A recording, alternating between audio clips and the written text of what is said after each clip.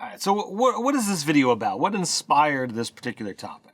All right, so I was, I was sharing posts or scheduling posts on Facebook, and which we share. We make memes, regurgitate memes. We like funny D&D and RPG stuff, right? Indeed. And one of them is the brain and you're sleeping, and it's like, are you asleep? And yes, leave me alone. You rolled a 2 on your stealth check, and the GM only said okay. And which it kind of got me thinking, right? Like there are just certain phrases your DM or your GM will say, and as a player, you go, huh? What's going on?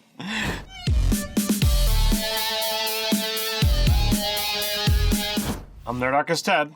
And I'm Nerdarchy Dave. Welcome to Nerdarchy, for nerds by nerds. So we decided, we're gonna contact people, and we used a number of different things to be like, hey, what are some of the best things that have happened at your table? And we're gonna share some of them. Yeah, so essentially, we put out throughout social media, like, what are those phrases that make you say, when your DM says them? So, first of all, we just listed a couple that we came up with. And I think one of the most famous phrases right now is, maybe not have created by Matt Mercer, but it's kind of now been given to him of, you can certainly try. Yeah, I mean, as far back as I can remember, I remember GMs using this, or some iteration of this essential phrase, going, okay, I'm going to try a thing, and the GM says I can try, but trying and doing aren't really the same thing. Or I want to do something, and the DM's like, sure, you can try that. Right.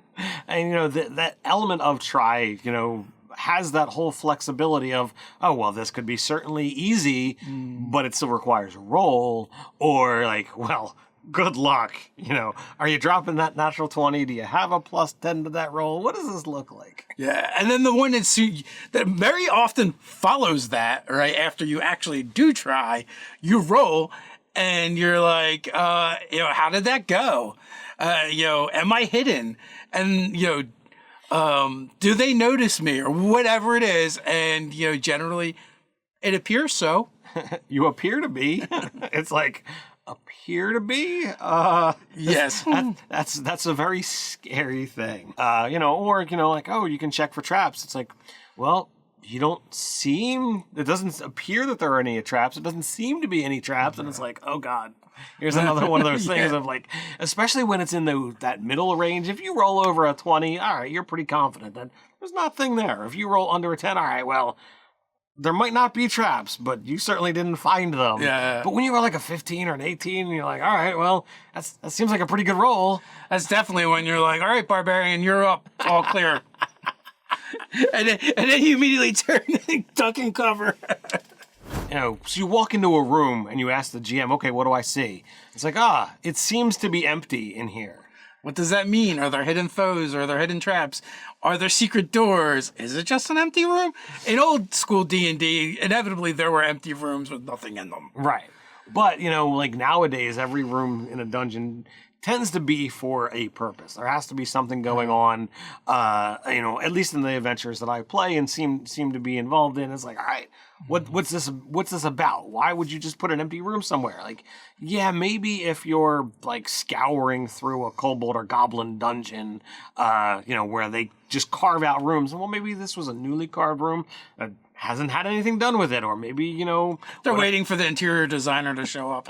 But like in things nowadays, like an empty room just seems awkward. Like, all right, why? And it just, it kind of gets to me. Yeah, it's got to be a trap or something. So one of the other ones, I feel like it was more prevalent in earlier editions of the game when we were using D&D Beyond. We weren't using D&D Beyond. There were less VTTs, and the GM just had access to your character sheet a lot. Has access to your character sheet now more so than then. So back then, the DM might be like, "Let me see your character sheet." And you're like, "What do you need to see my character sheet for?" No reason. I mean, back when we played, second and third edition, that was pretty commonplace. They didn't want you to know exactly what they were looking at. It could be an equipment, it could be, stats, and sometimes they'll look at their character sheet, they'll make a roll, or God forbid, they make a change on your character sheet and don't tell you what it is. I remember the days where like everything was written in pencil, and you might see stuff happening from behind the screen. You know, the DM is either writing or erasing, and you're like, oh God. Yeah. You know, another one is just the general when the GM makes some kind of exclamation while looking through the monster manual. And, you know, either they make a face or they say something. And you're just like, okay. Like, wow, I didn't realize it did that much damage. Oh, here's. I think I'll leave this one for Ted because I think this is one of Ted's favorite ones.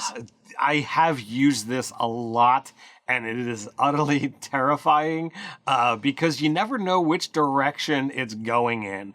When the DM asks, how many hit points do you have left? So I don't do that. I don't worry about the character's hit points. I'll just tell them how much damage they did. Or I did. They can tell me if they're still alive or not.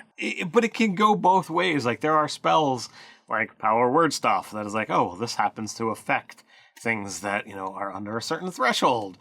So you can go in either direction. You could literally look at, you know, how many hit points do you have left? It's one of those things that I feel it has both directions. It could be like you're looking to be saving a character, or it could be like there's a power word situation where like, all right, can I target them? Or even from a much lower level thing of, you know, looking at, you know, the targets for a sleep spell. So like it can be, you know, really cruel, or it could be, you know, the nice GM. For sure. Now we're going to pull into more specific ones where we question people in YouTube, Facebook, and Twitter. And, you know, here are some of the ones we came up with. I think for this one, we'll just pull up our list. All right. So from Dynestus, so what is your marching order again? Raises suspicion every time.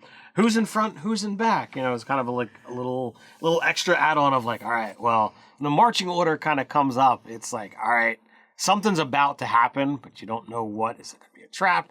Is it going to be an ambush? Looking in with Victor B says the scariest thing is okay in an understanding tone, regardless of, you know, what's been said or what's been done. It kind of means that, all right, there's a story beat. Something happened based on what just happened. Yeah. But they're not going to tell you yet. Wandering Bard again. The part is exploring when you all hear the DM roll behind the screen. There's a pause, and the DM chuckles and says, interesting. Then looks back at the table and the players like nothing's happened.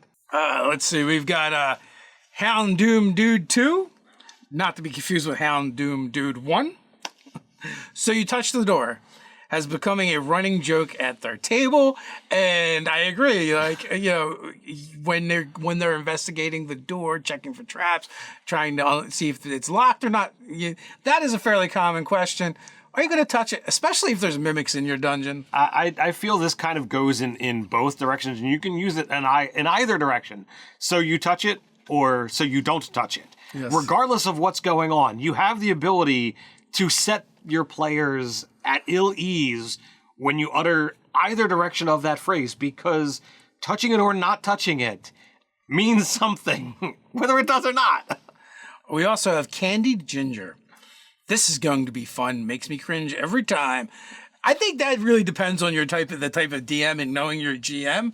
Like, you know, your GM might say that and be like, oh, cool, we're all going to have a good time. Or, oh, our GM likes to murder us. And that's what they consider fun. Yeah, so like I haven't been afraid of that phrase in a while. I tend to, you know, have GMs that are very much involved in the story and the role playing and what have you. And I know Dave, I've said this before, he's not really caring about the character's life. He cares about the story. So like, yeah, I know, but he's also not seeking character death. It's just like, well, you make poor choices, or if the dice don't go in your favor, it can happen. But you know, when a DM says this is going to be fun, it means it's going to be fun. So on Facebook, we have Ola and George, both of them with "You are confident that you are hidden." That kind of goes to one of the ones we were talking about earlier. And sure, like you try to do something, you think you did it. Yeah. you don't know until the enemy points it out by shooting you with an arrow or something. It's one of the things that, you know, while some people do meta, the character has no idea what the player rolled. Yeah. You know, unless you're making an attack roll where it's obvious a success or failure, you don't know whether your attempt is not working when you're trying to hide. We also have Wade over on Facebook. As far as you're aware, which is kind of one we talked about a little bit earlier, comes up all the time also kind of goes with, I think you're hidden.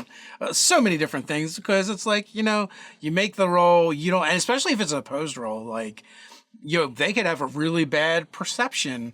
So, you don't, even though you didn't roll that great, they might not notice you. Right. We've all seen the meme where it's like failed perception check and there's the dragon standing behind the party. George again, what makes me afraid whenever I do these checks is the DM is to nod or acknowledge it and move on like nothing happened. They didn't say the last part. I added that, but yes, that kind of goes along with the okay of like, yep, yeah, all right, let me take note here. Something happens. And then on Twitter we've got at Celogen Celery. I'm butchering the hell out of that because I don't know how to talk. Are you sure about that? Which is one we've definitely talked about before, and these definitely come up. But there's always these different, phrases that your GM can say that can get the party on edge. And sometimes it's very specific to the group because, you've all been playing together for a long time. So you start picking up on those personal cues. And it's one of those things that I feel a good story is always going to have those tensions. It's always going to have those moments where the characters might have, the tension, but you want that to kind of seep into the players so that they feel some of that. And while it's not needed every single session or every single moment, when a campaign has that, it makes it more enjoyable to have those moments where it's like, oh my God, I'm so stressed out about this. And once you get through it one way or the other, it's like, oh man, it was fantastic. You need the building and releasing of tension throughout the session for it, to build those moments and make it really cool and fun. If you never get to release that tension, it's just basically stress, and that's not particularly fun.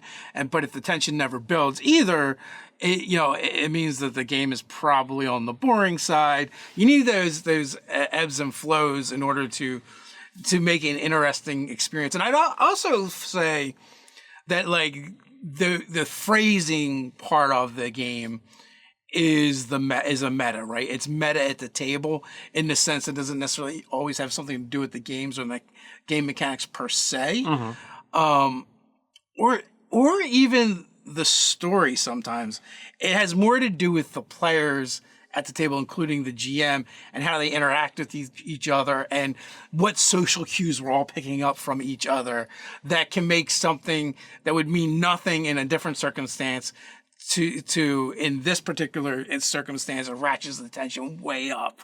Yeah, and that tension is great. And, I've definitely used these things at times just to dial up or down, those tensions because it's meant for, just that, to put them, off their game, so to speak, and make them worry.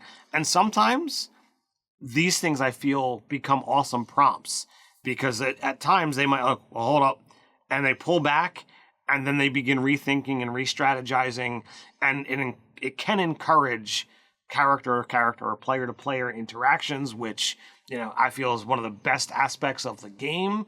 And you have these things where like, okay, well, something that might not have been an important element of your game or your session can become the crux of moments of indecision, and then, okay, well, now I need to dial this thing up to be something that it wasn't before, and that kind of goes to our way of gaming, a very improv-y and reactionary gaming, which to me is a lot more fun because it has that kind of give and take relationship. Yeah, and it's what you do with it at the table as well, right? Like, you don't want the meta to take over the game in a sense where it's really easy for the DM to say something and then the party to react to it. And then everyone wants to, start a roll fest or whatever because now they're second guessing. Me personally, I just like to lean into that stuff like Ted kind of alluded to earlier. Like in the instance, did you put your hand on it? Maybe one of the other players is like, oh, wait, stop, don't touch it because, right? And they're kind of like, they're kind of like building off of what the DM said. Now, me as a player, I'd be like, my character, as they turn their head to say what, placing their hand on the door. And then what happens, just because. And also, like, to me, that's kind of funny. And also, like, in real time, in real life, how many times has someone said something to you and you instinctively say what, and then all of a sudden what they said catches up in a sense, and it's like, it's not that you didn't hear them, it just didn't process at the same rate that you heard it for whatever reason. Yeah, you were in action to do a task, and in replying, you do the task, even though the words were "don't do that task." Yeah.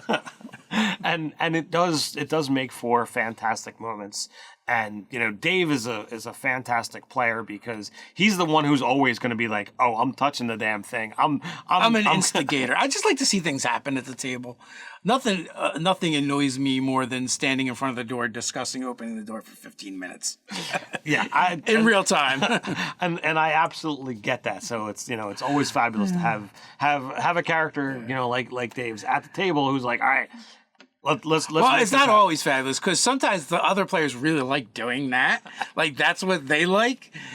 And so you can have a little bit of a conflict there sometimes because they're just different play styles. Absolutely. So do you have a favorite one of these that you use more often than any of the others? You know what? Now that you mentioned, I also thought of like another phrase that kind of is like that as well. That it's also kind of like a Matt Mercerism. And it probably existed before that, but how do you do this or how do you kill the monster? Like that kind of thing is also kind of a cool, in the sense that it like gives the player the cue of like, you have agency to take over the scene right now. The cue for agency is always fabulous, but I feel that one is more on the flip side, as opposed to making you say putting you off tension. This is a oh yeah moment. Yeah. For me, I like the seems to or appears to be. The questioning tonality of the sentence of, well, you really don't know. It could be empty or you could be hidden or any of that kind of stuff. I feel I use quite a bit of, and it's literally meant to just sow that tension and sow that, that unknowing element to the game. I mean, in that vein, I absolutely love you can try, right? Because, the way that I run my games, if a player says something to me that's not on their character sheet and is off kilter and is not unreasonable, right? Like if it's something I feel like is in the realm of possibility, no matter how difficult it is. It's like, if it's a 50-foot gorge and they're like, I want to try and jump across it, I'll be like, you can try. What do I roll? You don't. You're just gonna fall. Yeah, right. Like, but if it's like, hey, I want to charge the enemy with my glaive, but instead of stabbing them before I get to them, I want to pole vault at them and do like a drop kick. Like in the game, there's nothing cool that can happen from that by the mechanics. But I'm a DM and be like, okay, give me an athletics check. Let's see what happens, right? Sure. And I'll be like, okay, you hit them. Your athletics check was so good that you can knock them over, that you knock them prone. But in addition to that, you do your 1 point of damage plus your strength. Now they're prone at your feet and you're standing above them with your glaive, right? So, so basically what did we do? We just did the shove action. I let them do a tiny bit of damage because I'm going to make them make an extra roll. I'm going to make them make the athletics roll and then the attack roll or whatever. So I like that kind of stuff. Definitely a lot of fun. So do you like this video? Others like it, as well as all the great content you can find over at nerdarchy.com. Why not come check us out on Patreon and support us over there? Articles like stuff D&D people like. Number 1, Mountain Dew.